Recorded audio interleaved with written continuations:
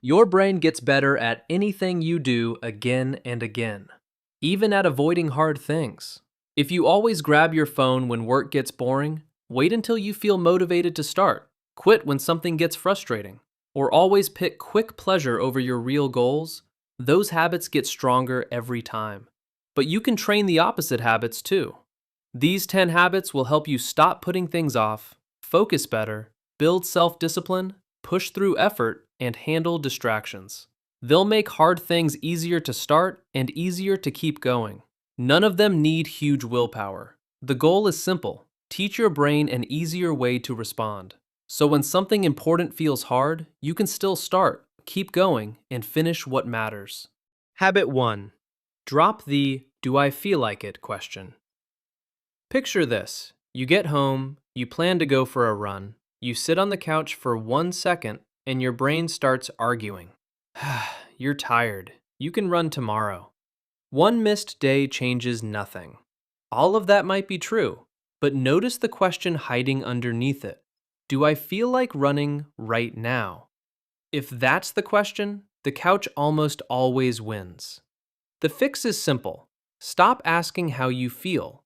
Ask what you'll do next. Don't feel like running? Fine. The next move is putting on your shoes. Don't feel like writing? Fine. The next move is opening the document.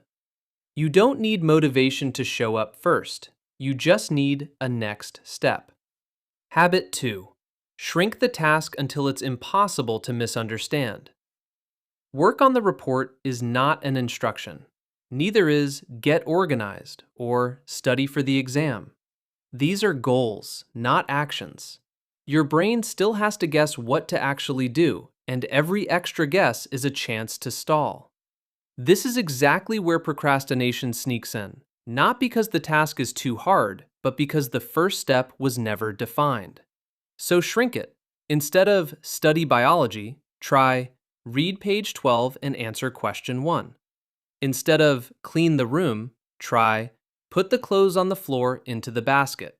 Instead of fix my finances, try open the banking app and check this month's spending. A good test. If a stranger couldn't follow your instruction without asking a question, it's still too vague. Big projects stop feeling heavy once you're not trying to start the whole thing, just one clear physical action. Habit 3. Use the 10-minute entry point.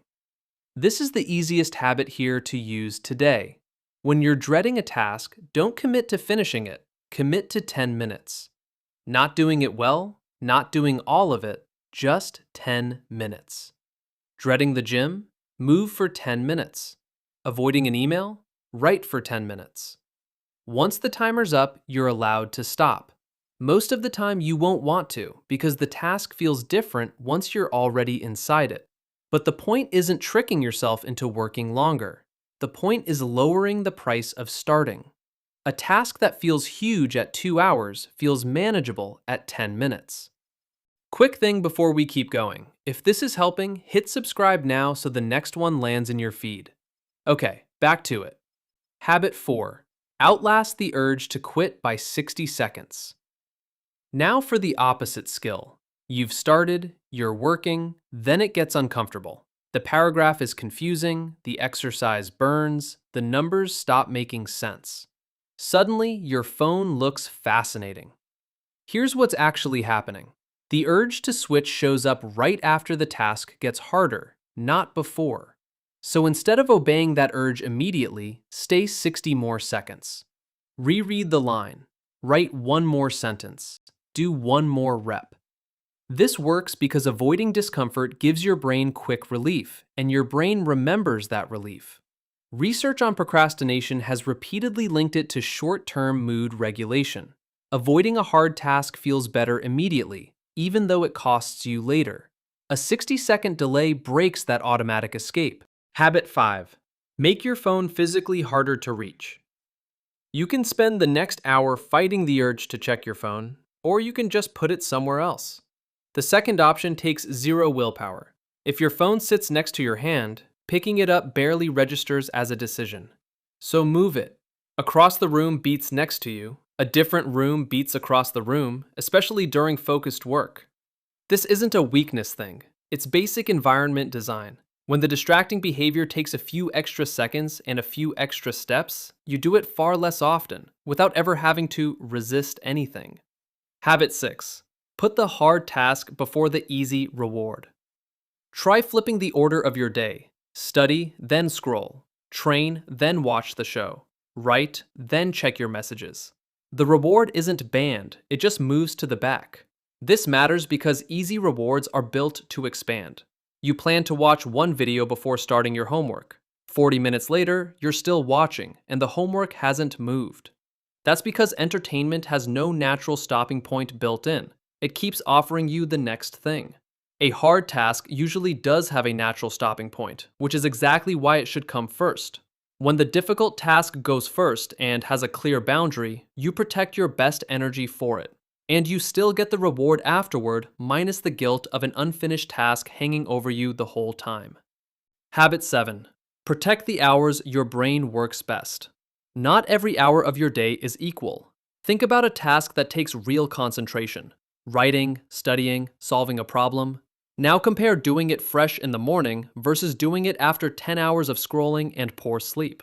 Same task, completely different experience. Pay attention to when your focus is naturally sharpest. For a lot of people, it's the first couple of hours after waking. Then stop automatically handing that window over to email and notifications. Give at least part of your sharpest hours to the one task that actually matters most that day. Habit 8. Treat sleep as part of the training, not a break from it. Cutting sleep to get more done feels productive because you gain extra hours, but those extra hours don't come with the same focus or patience as a rested brain. A body of sleep research has found that sleep restriction lowers people's willingness to put in mental effort, and separate reviews link poor sleep to weaker sustained attention. So if every task suddenly feels unreasonably hard after a few short nights, that's not automatically a discipline failure. Sometimes you're asking a tired brain to keep choosing the harder option over and over without giving it the rest it needs to do that. Habit 9. Set up tomorrow's hard task tonight. I'll do it later isn't a plan. It's not even a time. Before bed, take 2 minutes and ask, what's the one hard thing tomorrow that I'll probably want to skip? Then write down its first physical step. Not work on the presentation. Write, open the file and draft slide 1. Not exercise. Write, put on shoes and walk to the corner. This removes tomorrow's biggest obstacle, deciding in the moment whether to start. Decision-making takes energy, and mornings usually don't have much of it to spare. You've already decided tonight. Tomorrow, you just follow the instruction you left yourself, instead of negotiating with a half-awake brain that's looking for any excuse to wait. Habit 10. Restart immediately. Skip the guilt. You will slip. You'll scroll for 40 minutes when you meant to check one message. You'll skip a workout. That's not the actual problem. The problem is what happens next. Most people spend the next 30 minutes thinking, I have no discipline. I always do this. That thought doesn't undo the wasted time. It just adds weight on top of it.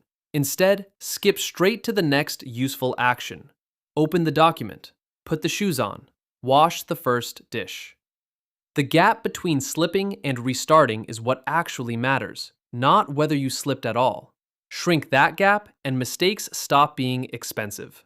None of these 10 habits are about becoming a different person overnight. They're about giving your brain slightly easier instructions over and over until the easier response becomes the automatic one.